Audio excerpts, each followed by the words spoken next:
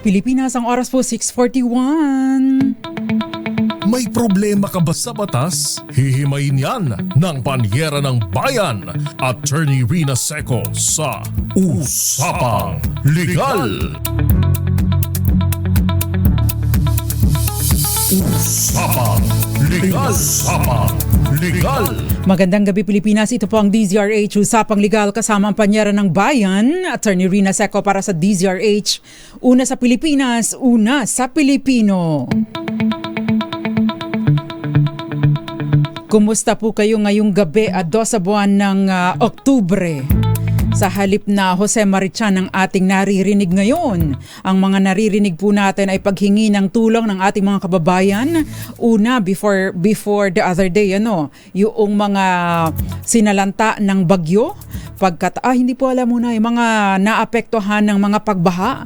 Pagkatapos ay yung mga sinalanta ng bagyo, ngayon naman, nung isang gabi pa, ay yung mga sinalanta ay naapektuhan ng lindol. Usapang Legal. Dahil bagong sweldo naman tayo, swelday po noong, kailan ba nag-swelday? Swelday po naman noong Tuesday, baka naman po pwede tayong mag-alat ng kaunting halaga para sa ating mga kababayan na naapektuhan ng bagyo at saka ng lindol. Lalong-lalo na dyan sa Bugo, Cebu, sa San Remigio at iba pang bahagi ng Sugbo, dyan sa norte. So patuloy po ang ating panawagan sa inyong pagtulong.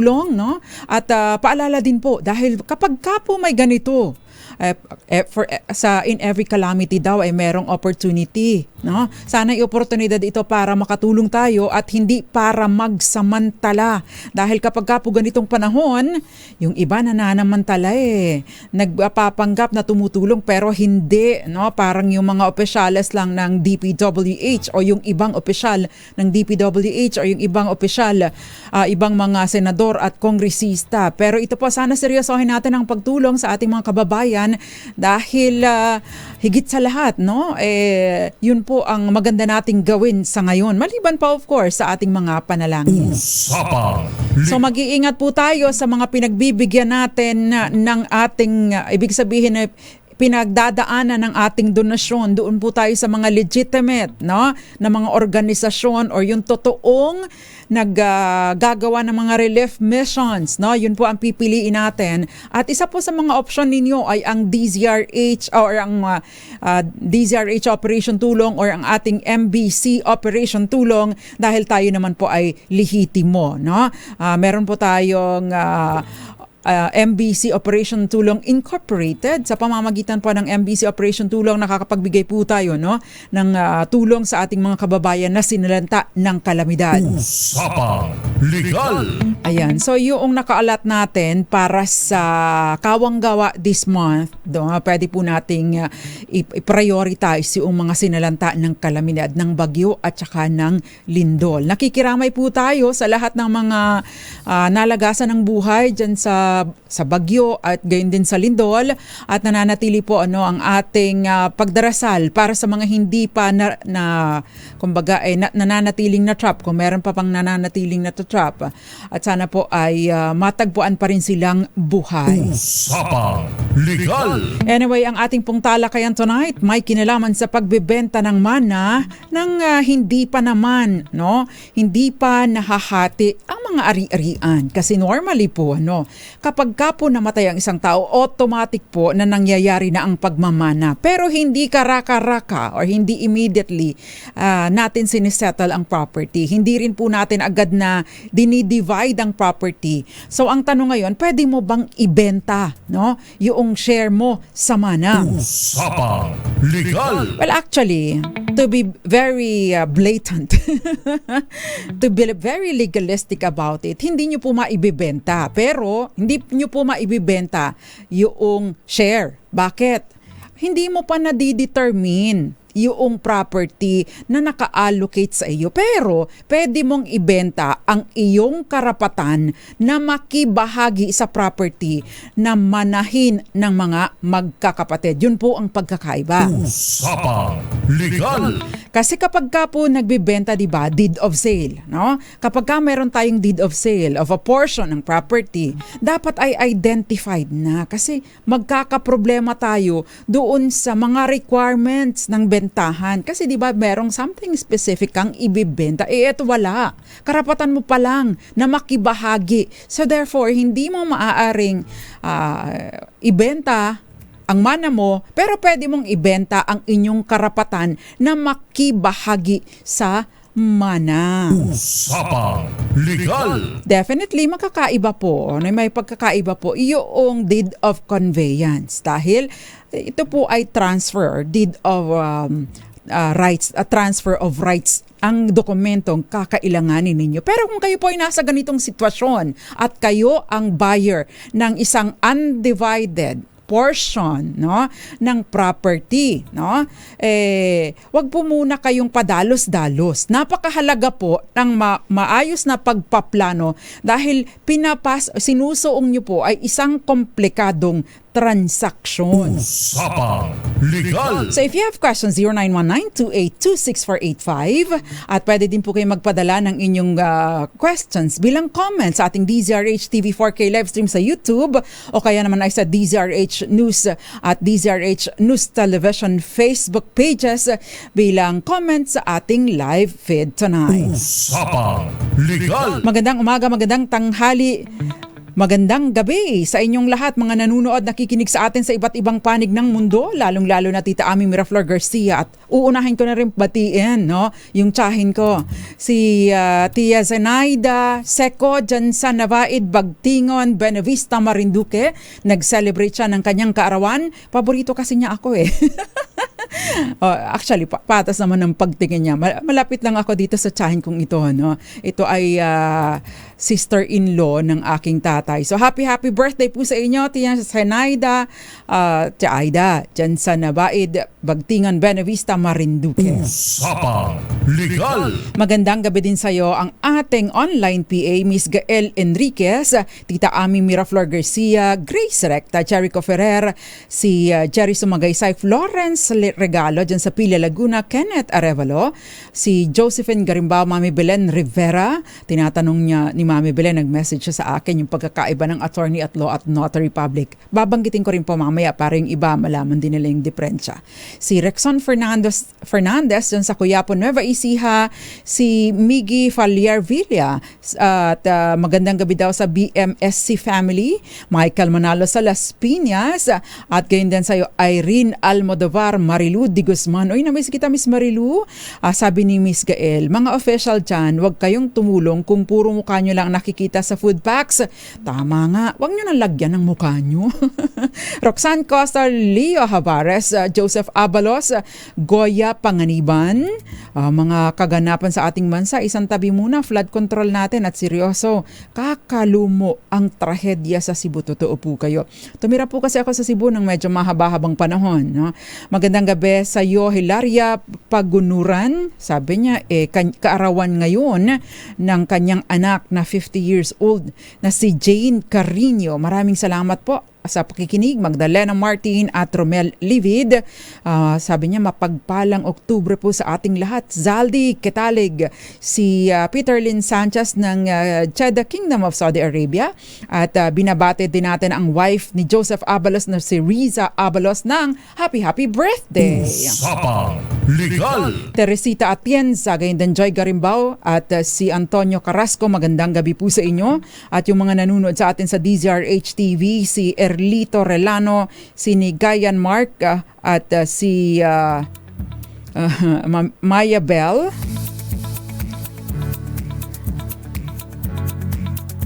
Ay, hindi ko po alam kung sino yan. Anyway, no? Patuloy po sa ating talakayan. Binanggit na po natin, bago natin binanggit itong mga tagapakinig natin na nag-message sa atin. Ano? Binanggit na po natin na ang pagmamana ay nangyayari or ang succession or pagmamana ay transmitted, ang mana ay transmitted from the moment of death of the decedent, yung namatay. So ibig po sabihin, kung namatay ngayon, no, yung kanyang anak, si tatay ay namatay ngayon, yung kanyang anak ay nagmana na rin ngayon. Pero posible na matagal pa bago niya makuha, magkaroon ng possession doon sa property, or matagal pa bago mailipat sa kanya ang titulo ng property. Usapang Legal. At ang nangyayari po sa atin, hindi talaga agad tayo nagsisettle. Inaantay pa natin yung wala lang. Maiisip lang natin ito kapag merong nang nagdidemanda o bahagiin na natin ang property. No? Kaya nagkailang henerasyon na nananatili pa rin sa mga lolo at lola kanununuan, sa mga ninuno pa yung title ng property. At naglaps na nga po yung estate tax amnesty, kaya ngayon kumahog na naman tayo sa paghanap ng pambayad ng estate tax dahil balik na po sa dati, no? Usapang Legal. Anyway, pagpapatuloy po natin ang ating talakayan at syempre pa kasama rin po nating tatalakayin kung kayo ay nasa ganitong sitwasyon at gusto naman ninyong ibenta or i-transfer ang inyong karapatan, ano ba yung mga kailangan ninyo? Or ikaw naman ang buyer, ano ang dapat mong hingin or i-demand mula sa seller para naman matiyak na ikaw, yung karapatan mo ay protektado. Magbabalik pa po ang DZRH Usapang Legal kasamang Panyera ng Bayan, Attorney Rina Seco. Diyan lamang po kayo. Kayo'y nakikinig sa Yan, Attorney Rina Seco. Ang tanong, pwede bang ibenta ang bahagi sa mana kahit hindi pa tapos ang hatian ng mga tagapagmana? Yan. Sabi niya, Attorney, pwede na po bang ibenta ang kabahagi sa mana kahit hindi pa tapos ang hatian ng mga tagapagmana at naka-mother title pa ang lupa? No? Hindi pa tapos ang hatian, ibig sabihin, ano bang ibig sabihin nyo dito? Hindi pa talaga nasusukat, wala pang portion, wala pa, halimbawa 5 kayong tagapagmana, hindi pa na-divide into 5, or ito ba ay na-divide na into 5 at meron ng designation, o itong lot 1 para kay Sofia Gans, lot 2 para kay Jeric Barreto, lot 3 para kay Josa Cruzat, lot 4 para kay Wina, lot 5 para kay Rina. So meron na po bang ganon? Kapag ka po may ganon, ay pwede naman na po ninyong ibenta. Pero kung wala pa po, no? Kung wala pa pong ganong parte-parte, hindi pa na atado, hindi pa nasusukat, no? Ang ibibenta po ninyo ay ang karapatan. Ang tanong ngayon, pakailangan pa ba ng consent ng mga co-owners? Kasi automatic po, no?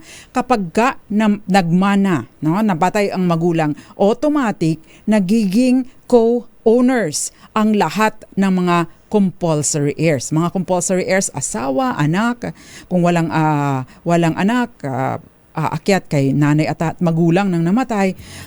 By the way, sa anak, kasama po yung non-marital or yung mga tinatawag na anak sa labas. Usapang Legal. Ang tanong ngayon, kailangan pa ba ng kanilang consent? No? Ang isa pang co-owner ay merong full right para ibenta either ang kanyang karapatan o ang kanyang share mismo sa mana na hindi kailangan ng pahintulot. Dahil ikaw ang may-ari o ikaw ang may karapatan, hindi mo kailangan ng pahintulot ng kapwa mo tagapagmana. Pero meron din pong provision sa Civil Code na kailangan mong i-notify ang iyong kapwa tagapagmana or co-owners because meron silang tinatawag na right of first refusal o right of preemption. Anong ibig sabihin nito? Na may karapatan sila na tumbasan, no, ang purchase price, yung offer sa inyo ng any third party. So kung halimbawa ako ay may share ng mana at gusto kong ibenta kay Jeric Barreto, no? Nag-o-offer siya, 1,000,000 bibilhin ko. Sasabihin ko sa kapatid kong si Sofia Gans na binibili ang property kong ito, no? Kung gusto mong bilhin, ay sa iyo, siya ang dapat na ma-prioritize, provided na kaya niyang tumbasan yung offer sa kanya ng ibang tao. Usapang Legal. Yan. Take note po, yun lamang aliquot share. Anong ibig sabihin nito? Yung lang portion na para sa iyo o yung katumbas na portion or katumbas na kabahagi mo. So kung halimbawa, ang 1 ektaryang lupain, 5 kayong tagapagmana pero hindi pa ninyo nasusukat ang paghahati-hati nito. No?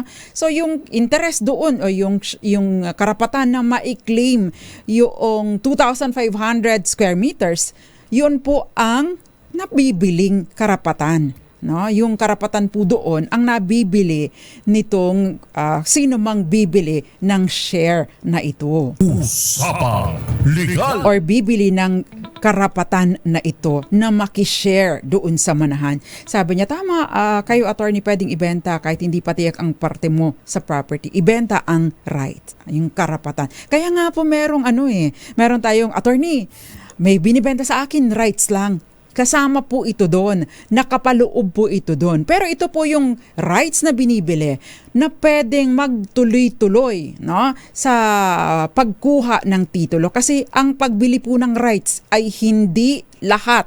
No? Hindi lahat ay nagtutuloy sa karapatan na makapagmay-ari o makapagpatitulo ng property. Kasi maaring ang binibili mong rights ay to possess lang or to occupy, no? Ganun lang. Pero ito, yung bibilhin mong karapatan na makibahagi sa mana o yung rights dito, yun po ang maaaring magtuloy-tuloy sa pagpapatitulo ng rights na ito. Usapang Legal. Emily Agustin Navarro, magandang gabi. Henry Dolohan, Mirna de la Cruz, Angelina Palekbar, Jerome Herome, at syempre pa Miss magandang gabi din sa iyo, Miss Corina Hizon and Mami Eloisa Hizon dyan sa Bulacan. Magandang gabi po sa inyong lahat. Humupa na po ba ang baha dyan? Usapang Legal. Anyway, ano naman ang kailangan mo kung sakasakali na ikaw ang bumibili? Ano ang kailangan mong i-demand, no? Mula doon sa seller or nagbibenta ng rights sa iyo of an undivided portion. Kailangan po ninyong makakuha ng duplicate ng copy, ng owner's copy, no, ng certificate of title if the property is titled. Kailangan po ninyo ng pwede pong deed of assignment of rights, no, kung ito po ay undivided pa ang property, o kaya naman ay halimbawa nagkaroon na ng partition or subdivide na ang property, pwede na po doon ng deed of sale. Kailangan po ninyo ng tax declaration, tax clearance and receipts. Yun ang kailangan po ninyo. Ayan. Usapang Legal. Wag po kayong papayag na saka na lang ibibigay ang kopya ng titulo, no? Medyo may kahirapan po yun. What if inipit ito ng isa pang tagapagmana, or kung sakasakali po nagbumili na kayo, binili na ninyo yung rights pero isang taong naghahawak, no, ng property. What if ibenta niya ang property tapos hindi naka-annotate doon ang inyong karapatan? Naku, malaki pong problema. Usapang Legal.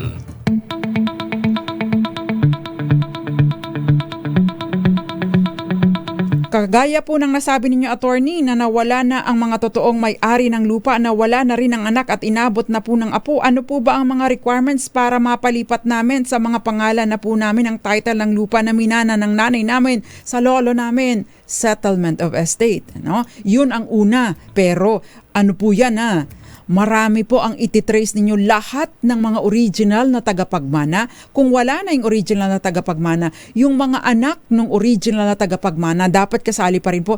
Kung nawala na din pagkatapos, yun po mga sumunod na lahi, no?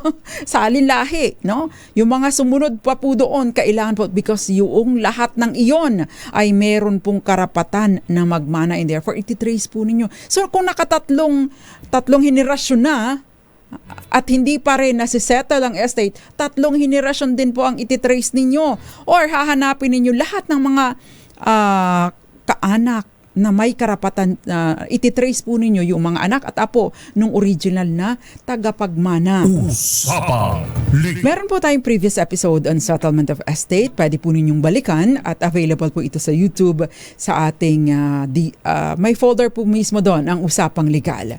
Magandang gabi din po sa inyo, Romeo Herong at Ditas, watching and listening from the City of Dreams sa Macau. O hindi gumagabi dyan sa Macau, ano? Pag nasa loob loob ka ng hotel and casino dyan, parang tanghali lang tapat lagi kahit madaling araw. Ayan, next question please. No? Good evening po, attorney. Ask ko lang po, ano po ibig sabihin ng naka-annotate na po sa titulo yung lupa na nabili? No. Kapag po kayo ay bumili ng isang portion lamang ng lupa na naka-mother, tawag natin naka-mother title pa. Say for example, no, isang titulo. Ang sukat ng lupa na nasa titulo na ito ay 1,000 square meters. Pero 100 square meters lang ang binili ninyo. Yung titulo na ito, yung usual tinatawag natin ng mother title, no? Kapag bumili kayo, no, at hindi nyo pa hindi nyo pa napapasukat or hindi nyo pa napapalipat, no, ang titulo, no, ng wala pang titulo sa bawat isa na ito, kailangan po, no, bilang ikaw ang buyer, kailangan po ninyong ipa-annotate ang naging bentahan. Bakit kanyo? Kapag po hindi ninyo ipa-annotate ito at yung isa sa mga may-ari or isa sa mga co-owners or even the owner, kung iisa lang po ang may-ari, what if ibenta niya ito at madamay yung buong property or madala pati yung portion ninyo? So ibig pong sabihin, yung buyer nito, for as long as wala siyang alam na nabili na ninyo ang property, will be considered a buyer in good faith and therefore, no, mahihirapan po kayo na habulin ito. Ang tanging remedyo ninyo, maaari pong bawiin ang pera na ibinayad na ninyo sa seller. Usapang Legal. Lalo pa, napakahirap po, kapag po nagkaroon ng double sale, no? Kasi hindi agad natin napapalipat Nagkaroon ng double sale. So ang priority first to obtain title, o kaya naman ay first to register, o kaya naman, no, first to take possession, or yung one who gets the oldest title. Yun ang order of priority pag nagkaroon po ng double sale. Usapang Legal. Next question please. Attorney, kung bumili po ba ng portion at hindi pa ito agad na transfer, ano po ang siguro pwedeng gawin para hindi mabenta yung title sa whole? Yun na po yung binanggit natin. Ipapa-annotate po ninyo ang naging bentahan. I-register po ninyo yung sale. No? By the way, magkaiba po yung registration ng sale at registration ng property. No? Yung registration ng sale, maaring hindi pa ninyo na ililipat. The purpose of this is para din magsilbing warning na, itong lupang ito, nabili na ito ni Rina Seco. Pag binili ninyo ito, you are a buyer in bad faith, hindi kayo pwedeng manaig laban sa akin. Dahil ako ay buyer in good faith na una na akong bumili. No? So therefore, walang ibang taong makakadaig doon sa pagbili ninyo. No? Hindi mananaig ang kanilang karapatan dahil you are the first buyer at sila ay maituturing na in bad faith. No? At binanggit na rin po natin kapag hindi ninyo na-register at naibenta ito sa buyer in good faith, delikado po kayo. Usapang Legal. Sayang ang investment. Lupa na, naging hangin pa. Yun ang malaking problema. No? Next question please. Usapang Legal. Mother ko po isa sa mga heirs ng lola. Sa mother title nakalagay lang ng square meters para sa mga heirs. Ano ang process para gawin po na maayos ang titulo ng share ng mother ko? Anong ibig sabihin nito? Mother title, kasi hindi pa talaga nagkakabahagi. Nagkapasukatan na po ba kayo? No? Unang-una, syempre, napakahalaga po. No? Ipapasukat po ninyo, ipapasurvey. No? Kukuha po kayo ng geodetic engineer na siyang magsasurvey, no? Para po magbahagi-bahagi at maset yung mga boundaries, ma-determine yung mga boundaries ng bawat share, no? ng tagapagmana or ng co-owner o yung nabili na. No, pagkatapos po, kung ito ay manas, syempre kailangan po ninyong mag-execute, kayong lahat ng mga tagapagmana, mag-execute ng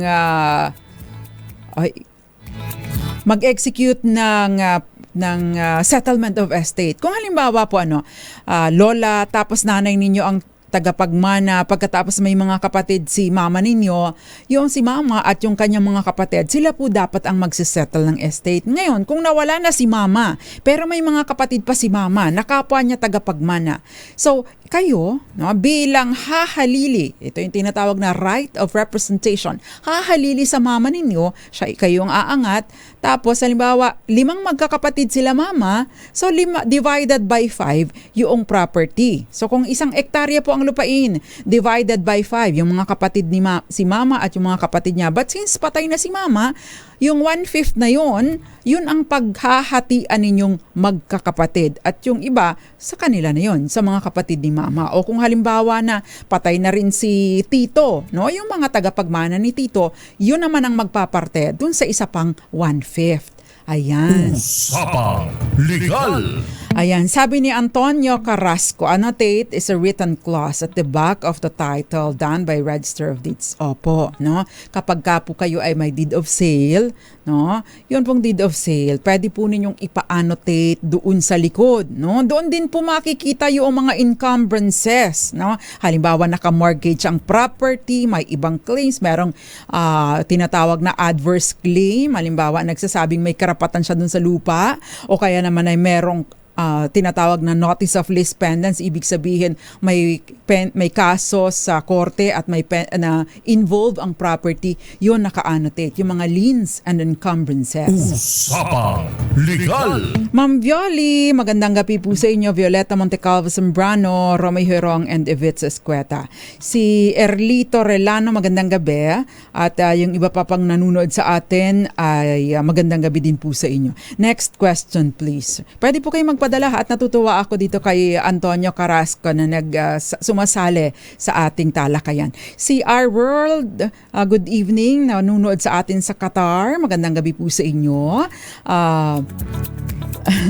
Sabi ni Sir Antonio, very informative, pro bono. Oo, totoo. Wala pong bayad dito sa ere, no? Kung 2 lang ang anak, bayad na sa estate tax ng late husband ko, pwede bang ibenta ko na lang sa 2 ano ko ang properties kahit buhay pa ako para sa pangalan na lang nila? Actually, bayad na po ang estate. Sana nagkamali kayo dun, ma'am. No? Sana hindi na kayo nakisali sa partihan. Sana ang ginawa nyo, nag-waiver of rights na lang kayo para hindi na po kayo matax pa. Kasi ganito, kapag halimbawa po ang isang kapwa tagapagmana or compulsory heir ay nag-waive ng kanyang karapatan pabor sa lahat. Say for example, 2 anak ninyo, tapos namatay ang asawa ninyo, tapos kayo ang naiwan at saka yung 2 anak ninyo, for example, pwede po ninyong i-waive yung share ninyo na hindi na kayo mabubuwis for donation. Basta't ang waiver ninyo ay para sa 2 na kapwa ninyo compulsory heir. Pero kung ang gagawin ninyo ay, halimbawa 5 ang anak ninyo pero sa 2 lang ninyo ibibigay, matatax po kayo doon for either donation or kapag ka ibibigay lang ninyo or capital gains tax kung sakasakali po na ibibenta ninyo sa kanila. So, maliban pa po yan doon sa 6% na estate tax for the whole property. Matapos na mabawas yung standard deduction na tinatawag at saka yung family home kung meron man. Usapang Legal. So yun po yung technique. Kung sakasakali po na gusto nyong i-waive yung karapatan ninyo, sa halip na mag-sale pa kayo, another 6% po yun. So madodoble. Mapapalaki pa kayo. Not really doble kasi yung share nyo lang naman ang matatax for capital gains. But then again, no? Kung ito po ay i-waive na lang ninyo, magkakaroon kayo ng general waiver in favor of all your compulsory heirs, then wala na pong problema sa tax yun. Wala na pong tax implication pa maliban doon sa estate tax. Pero bakit po hindi na lang ninyo antayin, no? Na pagdating na lang ng araw o kaya gumawa na lang po kayo ng will na pwede na rin po ninyong ipa-probate, no? Ganito po kasi ang advantage kapag ka umaabot sa manahan kumpara sa ililipat ko na sa iyo, no? Para wala nang gulo, no? Ganito po kasi yung matitipid. Kapag ka po umabot sa punto ng manahan, malaki po ang deduction. Magkano? Yun pong manahan, no? Una, may inaalaw po yung standard deduction na halagang 5 milyon that is supposed to cover yung ginastos or gastusin or mga gastos ng mga tagapagmana para sa pagpapalibing, pagpapalibing, kung nagkaroon ng na-hospitalized beforehand, may mga gamot. So, yun pong 5 milyon, hindi kailangan nun ng resibo. So kung halimbawa po ay 10 milyon, no? Nag-i-imagine tayo ng mga malalaking halaga. Halimbawa po 10 milyon ang halaga ng ari-ari ang naiwan ng isang taong namatay. Yung 5 milyon hindi na po mabubuwisan. Bakit? Kasi pasok po yun doon sa standard deduction na pwede ninyong i-claim, no, para mapababa yung estate tax. Legal po ito ha. No? Standard deduction ang tawag. Maliman pa dito, kung meron pong family home, yung halaga ng family home, hindi rin po masasali sa bubuwisan for yung sa estate tax. Kung halaga ng bahay ay 2 milyon, so ibig sabihin 3 milyon na lang ang bubuwisan. No? Kumpara sa ngayon, ibibigay ko na. Kung single pa ang anak ninyo, pagkatapos later on mag-asawa, tapos walang prenuptial agreement, paano kung barumbado ang mapangasawa ng anak ninyo? What is yours is mine, what is his is hers. Di ba? So, ibig sabihin, yung asawa ng anak ninyo, automatic, may-ari na din nung ipinamana ninyo. Kaya antayin ninyo yung pagdating ng panahon. Usapang Legal. Pwede po yun, Mr. Teresita Atienza ang mag-wave. Magandang gabi, Joel Mangasap. Good evening po, watching from Melbourne, Australia. God bless daw at shout out sa kanyang wifey na si Evelyn Mangasep. Magandang gabi po. Ed Endaya, magandang gabi. Paano daw magpa-annotate? Yung kopya po ng inyong dokumento, dadalhin po ninyo sa Register of Deeds, pwede po ninyong ipa-annotate. Ayan. Marami pang mga questions pero magko-commercial po muna tayo sa ating pong pagbabalik. Yung question ni Emmeline Agustin Navarro at yung iba pang mga questions sasagutin po natin. Diyan lamang po kayo. Nagbabalik po ang DZRH Usapang Legal kasama Panyera ng Bayan, Attorney Rina Seco. May question dito. Attorney, paano naman po namin mahahati? Sabi ng tatay nung nabubuhay pa, bawal hatiin dahil uuwian namin pag Pasko. Actually po, ang may-ari, ang nagpapamana ay meron po siyang karapatan or pribilehiyo na ipagbawal ang partition ng property for a period not exceeding 20 years. Nasa civil code po yan. Parang karapatan, no? Kalayaan ng nagpapamana na ito mga mana ninyo pero sa kanyo na hatiin, no? Hindi po pwedeng perpetual or in perpetuity, hindi habang buhay, no? Ang sabi po, pwedeng ipagbawal ang partition ng property for a period not exceeding 20 years. Nakasaad po yan sa civil code, no? So, kayo, mga tagapagmana, mananatili kayong co-owners. Ang problema lang dyan later on kapag kayo ay nagkagalit-galit at yung isa ay talagang nag-demand, no, na maghati-hati na kayo. Usapang Legal. Yung mga nanonood nanonood sa Bicol, numero 9, magandang gabi po sa inyo. Alvin Santua, pwede po bang bumili ng portion of lot from the awarded land ng government through CLOA kahit sabihin nating more than 10 years na po ito na na-award? Actually, kapag ka po nakalagpas na ng 10 taon, no, pwede na pong ibenta ito. So, pwedeng portion lang po ng property. Ayan. Usapang Legal. Pwede na po yung bilhin, pwede na rin po yung ibenta. Ayan, basta lumagpas na po doon sa period, tinatawag na period of limitation. Nasaan pa ba yung ibang mga question? Good evening po, attorney. Sabi niya, napasurvey po ang lupa ng namana ng tatay ko. Anin po sila magkakapatid? Till na wala pa po yung result ng survey. Na ang nagpa-survey ay pinsan po namin last 2021 pa. May foul po ba? Bakit napakatagal? Supposedly mabilis lang po ang pagpapasurvey, maganda pong mag-coordinate po kayo doon sa surveyor or kausapin po ninyo yung pinsan nyo na nag-initiate ng survey. By the way, no, kung kayo po ay may mana at hindi pa nababahagi. No, you always keep a record of secure a copy of yung tinatawag nating certified true copy ng titulo ng certified true copy ng title ng property. Mahalaga po yun para at least alam po natin ang status ng property. You try to monitor kasi baka magkaroon ng sudden transaction, lalo pa po kung hindi kayo ang naghahawak ng title. Kasi isa lang po ang kopya ng title, hindi po ba, no? Para po sa hindi nakakabatid. Ang lahat po ng properties, lahat ng lupa, dalawa lang po, lahat ng title na lupa, dalawa lang po ang kopya ng titulo ng bawat portion or ibig sabihin bawat TCT or OCT or Original Certificate of Title or Transfer Certificate of Title. Dalawa lang po ang kopya ng titulo. Yung isa, nasa possession ng Register of Deeds at yung isa yung sa inyo. Kapag ka po nawala, nasira, nanakaw yung title, yung kopya ng original na title na in the possession of the owner, hindi po yan pa pwedeng mag-affidavit of loss para hihingi ka ng bago parang sa PSA, no? O para sa iyong ID. Hindi po ganoon, no? Kailangan pong pumunta sa korte at magpetisyon for reissuance of owner's copy of title. Napaka-tedious po ng proseso nito. Kaya pakaingatan, no? Ang kopya ng inyong titulo. Usapang Legal.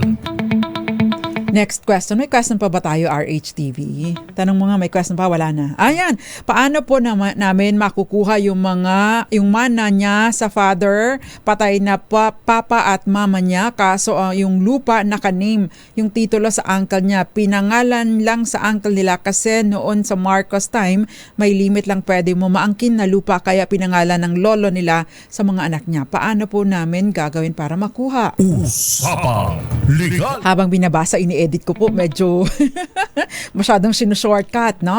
At least alam na po natin yung gist, no? Kapag ka po may ganito, no, hindi talaga intended na ipinangalan sa isang tao pero hindi talaga siya intended na maging tagapagmay-ari, kundi siya ay hinahawakan lamang niya in trust for someone else. Ito po yung tinatawag na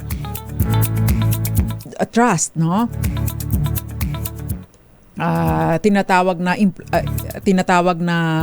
implied trust, no? Or resulting trust, no? Kapag ka po ganito, kailangan po ninyong maaari po ninyong bawiin sa pamamagitan ng pagdemand na maibalik na doon sa original na may-ari para maging bahagi ng mga manahin po ninyo. Huwag po ninyong hahayaan na eventually ay magkamkam na ito dahil kapag ka po nagkamkam na, pumapasok po kasi yung tinatawag na acquisitive prescription. Anong ibig sabihin nito? Dahil hinayaan na lang natin na kamkamin, na angkinin, lalo na kapag ka itrinansak sa iba, nawawala po, parang na-forfeit po or nag-i-expire yung ating karapatan na ito ay bawiin pa. 10 taon po yun na binibigay po ng batas. Usapang Legal. Ayan, I hope you're following me. Magandang gabi at happy birthday sa'yo, Brian Arevalo. Pang ilang birthday mo na ba ito? 21st? Happy birthday sa'yo, Brian Arevalo. Magandang gabi and magandang umaga din po. Ginoong Felix Concho dyan sa Houston, Texas. At syempre pa yung iba pang mga nagsa-celebrate ng kanilang kaarawan. Happy birthday po sa inyo. Sino pa ba yung mga nandito? Magandang gabi po sa inyo. Okay, matindi po ang ating tagubilin. Nagbibilin po ulit ako, Mag-iingat po sa mga pinag-aabutan natin, pinagpapadaanan natin ng ating mga donasyon. Attorney Rina, sabi niya, maupay nga gabi, damo nga salamat, hanimo, laom nga mga baton, mga pakiana legal. Imo Attorney Rina, watching from Barangay Katipunan, Santa Fe, Leyte. Usapang Legal. Ginoong Dante Reyes, magandang gabi. Wala po bang magiging problema sa sa CLOA title? Wala pong problema, basta lagpas na po yung 10 taon. No? Hindi po ito problema. By the way, may mga pagkakataon po, maidagdag ko lang, maisingit ko. We have 2.5 minutes. May mga pagkakataon po na, say for example, may tinatawag pong collective CLOA. Anong ibig sabihin nito? Yun pong isang parsela ng lupa, may kalakihan, ay ini-award. Say for example, sa 5 5 tao na sila ang magbabahagi. Hindi po ibig sabihin na 5 sila divided by 5 equal ang division. Hindi po ito ganoon. Sa ilalim po ng batas, no? Yung Comprehensive Agrarian Reform Program at saka yung Carper Law, yung mga pag-extension, no? Ito po ay nakabase sa kung gaano lamang kalaki ang kanilang inuukupa at tinitil o kanilang sinasaka. No, so wag po kayong kapag ka naka-collective CLOA po tas bibilhin lang ninyo a portion dahil yung isa sa mga awardees lamang ang nagbibenta, ay napakahalaga po na tingnan gaano kalaki ang share mo diyan, no? Dahil hindi po ibig sabihin na patas ang magiging hatian. Ito po ay nakadepende sa kung gaano kalaki ang kanilang aktwal na sinasaka. Hindi po yung patas na division o partition. Usapang Legal. Ayan, 1 minute left. Inaatado ko po yung oras eh. Thank you very much po sa panonood ninyo ha. At syempre pa magsama-sama po tayo. May question pa ba tayo RHTV? Parang wala na naman ano. Ano pa ba? Pwede po bang akong magbenta ng lupa, nag-splitting na po kami kahit di pa lumalabas ang subdivision plans? Wala naman pong problema ano. Basta po identified na ninyo yung portion, naka-designate na kung halimbawa 5 kayong co-owners na identify na lot 1, 2, 3, 4, 5, yun pong 5 ang tawag doon, yung identified na kung kanino naka-assign ang bawat parte, no? SEPIA po ang usual, yung tawag po doon Grace Aliven, SEPIA copy ng ng subdivision plan. Usapang Legal. O yung survey, 'di ba, yung may nakalagay doon yung mga boundaries, yung may mga numbers hindi ko pa rin alam basahin. Magandang gabi po, Ginoong Santi Elizalde. Happy birthday sa iyo. Happy birthday, Mr. Santi Elizalde. Okay, anyway, ay, marami pa palang questions pero hindi ko na... Hayaan niyo po, next week na naman ulit, sa Tuesday ulit, Rogelio Bruno at yung iba pang mga nanood na hindi natin nabate. Thank you very much, lalong-lalo na po sa inyo, si Maya Bell dyan sa Rojas City, Capiz, at yung iba pang hindi ko naman nabanggit, si Archie Valencia sa Zamboanga City, Benito Afondar, magandang gabi. At itong si Marina Tesalona, magandang gabi. Pwede po ninyo akong i-message sa aking Facebook page, private message, para doon ko po mabasa yung ibang mga questions. Doon po ako kumukuha, ini-screenshot ko po ang mga questions ninyo. Kayo'y nakikinig sa Usapang Legal kasama si Attorney Rina Seco. Ito namang si Rogelio Bruno, late naman mag-view. Sa Binangonan Rizal, ito ay kasama natin, Operation Tulong ba ito si Ginoong Rogelio Bruno. Anyway, ingat po kayong lahat ha. Muli po ang aking paalala sa inyo, wag po tayong magpapaloko sa mga scammers, mag-donate at yung ating pong donasyon idaan sa mga legitimate na organizations.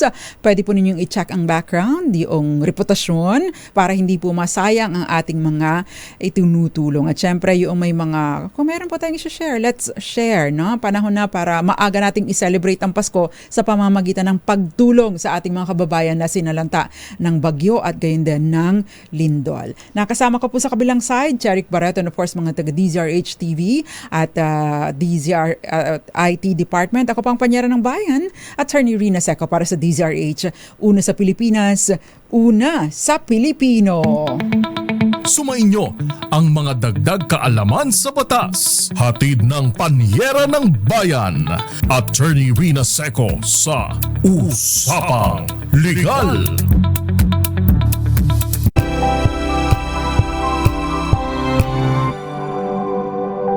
Magbago man ang panahon, doon kami sa gawang Peerless, champion mula sa baretang pangmatagalan